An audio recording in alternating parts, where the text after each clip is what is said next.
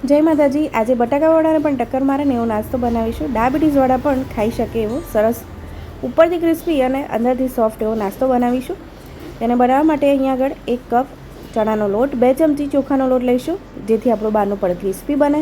સ્વાદ મુજબ મીઠું એડ કરવાનું છે અને થોડું પાણી એડ કરીને ઘટ્ટ ખીરું તૈયાર કરીશું।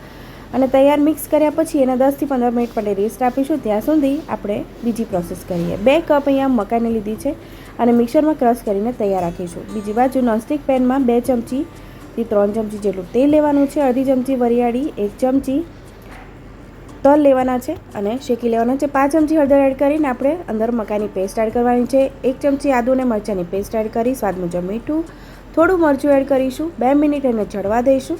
પછી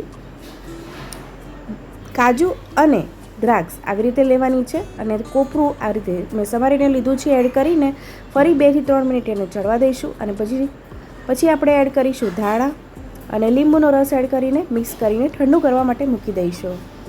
તો લગભગ 10 મિનિટ પછી ઠંડુ થયા પછી નાના નાના બોલ્સ આપણે તૈયાર કરી લેવાના છે અને તમને જે પણ શેપ ગમે નાના મોટા તમે તૈયાર કરી શકો છો। અને તૈયાર કર્યા પછી હવે આપણે ખીરું જોઈ લઈશું। એની અંદર 5 ચમચી સોડા નાખી દેવાનો છે ને એને એક્ટિવેટ કરવા થોડું લીંબુ એડ કરીશું, લીંબુનો રસ, અને થોડું પાણી ઉમેરીને આપણે આ રીતે વડા તૈયાર કરી લઈશું।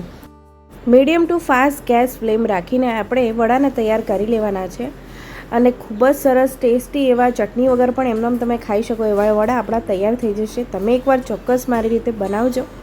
આવજો।